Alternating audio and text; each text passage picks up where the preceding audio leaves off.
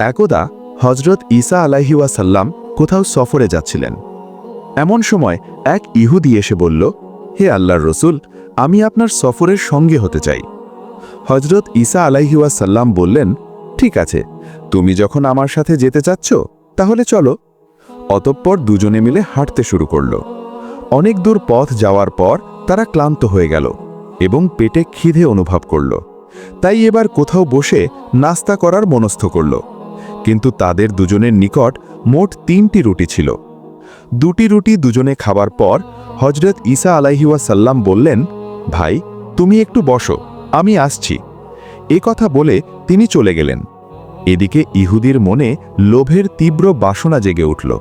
সে ভাবল, যদি আমি তৃতীয় এই রুটিকে লুকিয়ে রাখি তাহলে অন্য সময় একা খেয়ে নিতে পারব। তাই সে রুটিটি তার ব্যাগের মধ্যে লুকিয়ে রাখল। একটু পরে হজরত ঈসা আলাইহি ওয়াসাল্লাম ফিরে এসে প্লেটের রুটি না দেখে জিজ্ঞাসা করলেন, ভাই, তৃতীয় রুটি কোথায়? সে অকপটে জবাব দিল, আমি জানি না। হজরত ঈসা আলাইহি ওয়াসাল্লাম কথা না বাড়িয়ে বললেন, ঠিক আছে, চলো আমরা সামনে অগ্রসর হই। তারা পুনরায় হাঁটতে লাগল। কিছু দূর যাওয়ার পর হজরত ঈসা আলাইহি ওয়াসাল্লাম 3টি হরিণ দেখতে পেলেন। তিনি হাত দিয়ে ইশারা করে একটি হরিণকে ডাকলেন। সাথে সাথে হরিণটি তার সামনে এসে উপস্থিত হল। অতঃপর তিনি হরিণটিকে জবাই করেন। আর আল্লাহর হুকুমে নির্দেশ দেওয়া মাত্র মুহূর্তের মধ্যেই হরিণের গোশ ভুনা হয়ে গেল।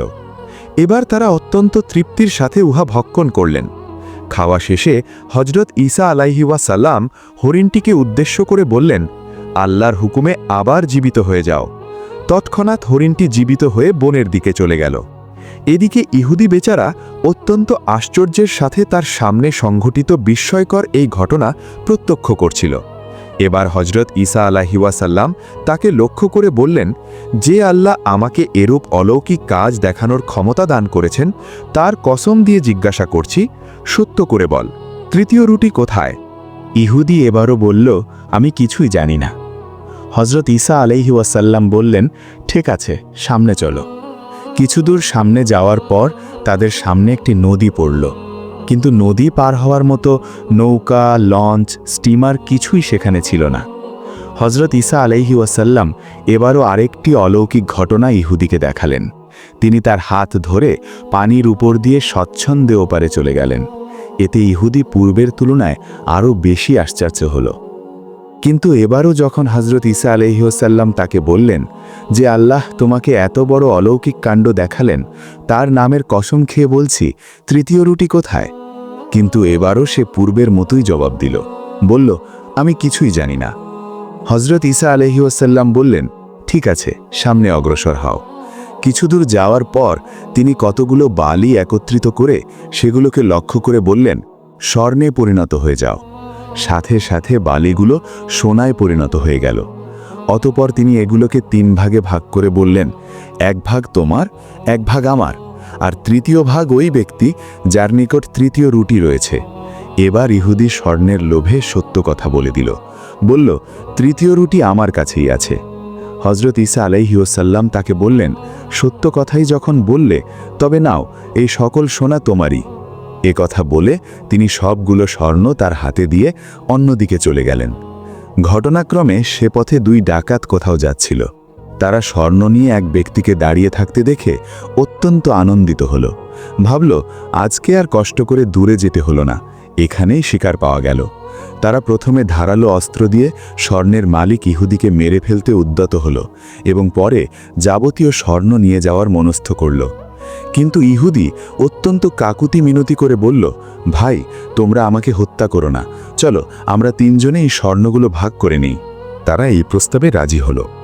অতঃপর ইহুদির পরামর্শক্রমে সেই 2 ডাকাতের একজন খাদ্যদ্রব্য ক্রয়ের উদ্দেশ্যে বাজারে গেল। সে বাজার থেকে ভালো ভালো খাবার ক্রয় করল, কিন্তু ফিরার পথে লোভ নামক মহাব্যাধি তাকে আক্রান্ত করল। চকচকে এই স্বর্ণের সবগুলো একাই পাওয়ার জন্য তার হৃদয় মন ব্যাকুল হয়ে উঠল। এই স্বর্ণে অন্যেরা ভাগ বসাবে একথা কিছুতেই তার মন মেনে নিতে পারল না। তাই সে সিদ্ধান্ত নিল, যেভাবেই হোক তাদেরকে হত্যা করে যাবতীয় স্বর্ণের মালিক সে একাই হবে।